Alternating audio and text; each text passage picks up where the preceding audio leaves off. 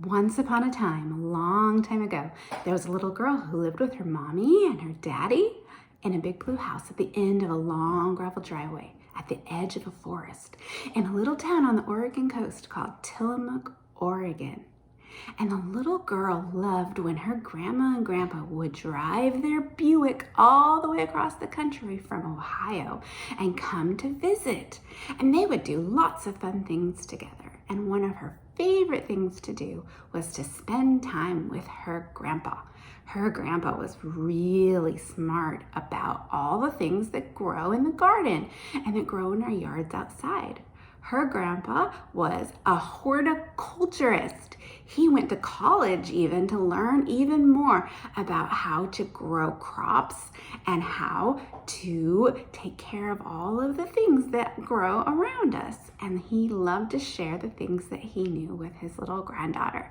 And so they would go on walks, and sometimes they would walk through the woods and he would show her different trees and the moss that was growing and different kinds of flowers like the candy flower or the wood sorrel that were growing up out of the ground. Sometimes they would walk around the yard and he would show her things that were growing like daffodils, or sometimes there would be things like tulips or violets growing right on the ground. Sometimes in the late spring or summer, they would look in the garden and he would show her how lettuce looks when it's little, and carrots and onions and garlic. He especially loved looking at the strawberries because strawberries were Grandpa's favorite fruit. Well, one day the little girl got something. She got a baby brother. She wasn't so sure she wanted a baby brother, but her mom brought a baby brother home from the hospital. So I guess that was the way it was going to be. And at first, the little baby brother, he just ate a lot and he cried. And Mommy took care of baby brother inside the house. And when Grandpa came to visit, nothing really changed. The little girl and her grandpa would still go on walks around the yard, and they would sing their walking song. Shall we go for a walk today? A walk today? A walk today?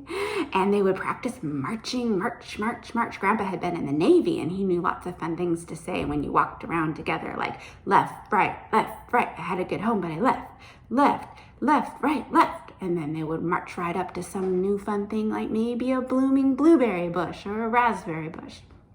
And they would talk about it together. Well, that little brother, he grew and he grew and he grew, and he started crawling, and then he started walking. And pretty soon when Grandpa came to visit, little brother didn't want to just stay in the house anymore. Little brother wanted to go on walks in the yard with Grandpa too. But little brother was so small, he couldn't keep up. And little girl would try to run ahead. Grandpa, let's look. And Grandpa would say, oh, we need to wait for your brother. We need to wait for your brother. Your brother's legs are short and he's much smaller. We need to wait.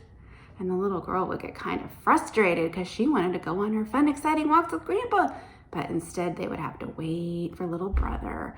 And little brother would want to stop, and he'd want to pick up rocks, and he wanted to play in the mud.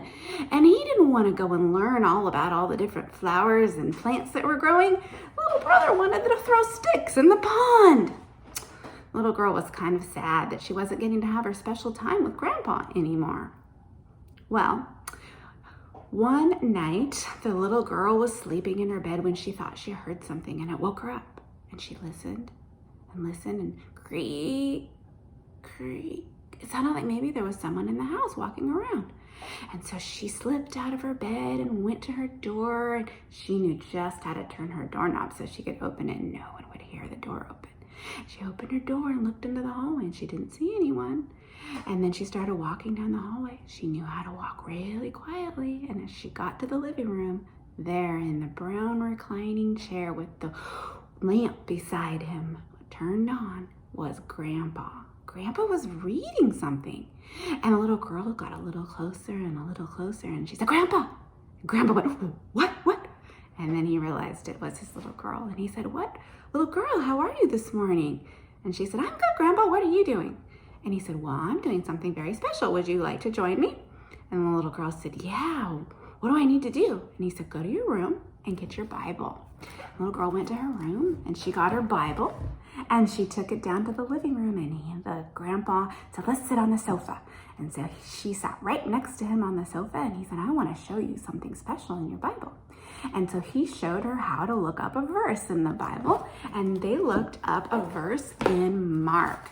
So now remember, it's Matthew, then Mark, and Mark was one of the people who wrote a book about the life of Jesus. And in Mark chapter 1, verse 35, and the grandpa helped the little girl find it in her Bible, and he said, let's read it. And it says, very early in the morning, while it was still dark, Jesus got up, left the house, and went to a solitary place where he prayed. And Grandpa said, that's what I'm doing right now, little girl. Look outside. Is it dark? Little girl said, yes, Grandpa, it is. And I'm out here alone in the living room reading my Bible and talking to Jesus, because that's what Jesus did. He would get up early in the morning and he would spend time getting to know his Father better. Would you like to read your Bible while I read mine, and then we can pray together? And the little girl said, yeah, Grandpa, let's do that. And so they did. And then the next morning, the little girl woke up early again, and she thought maybe Grandpa's out there.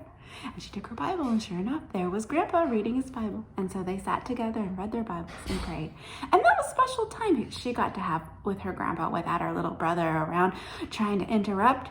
And she got to know her Grandpa better, and she got to know Jesus better. It was very special.